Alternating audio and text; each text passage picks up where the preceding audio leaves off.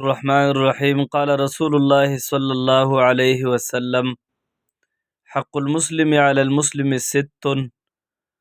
رسول الله صلی الله علیه وسلم فرمایلی دي د یو مسلمان ورور په بل مسلمان باندې شپږ حقونه دي. قیل ما هن یا رسول الله صلی الله علیه وسلم، وویل شو رسول وسلم ته دا کوم دي؟ قال رسول الله صلی الله علیه وسلم فرمایل اذا لقیته فسلم علیه. اول حق د یو مسلمان ورور په بل مسلمان باندې دا دی کله چې ورسره مخامخ شي نو سلام به پرې اچوي.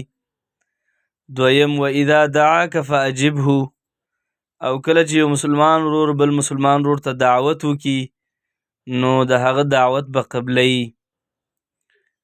او دریم دا دی چې و اذا استنصحک فانصح له، کله چې یو مسلمان ورور د بل مسلمان ورور نه څه نصیحت مشوره طلب کړي نو هغه ته به یو نیکه مشوره ورکوي او نصیحت به ورته کوي، مطلب دوکه به نه کوي هغه سره.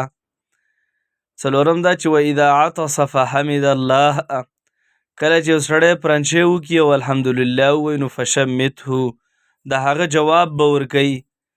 چا چې پرنچې وکړو الحمدلله یې ویله نو بل یو مسلمان ورور به هغه ته دا دعا کوي چې یرحمک الله، او بیا به هغه چا چې پرنچې کړی هغه به دا وایي چې یهدیکم الله ویصلح بالکم.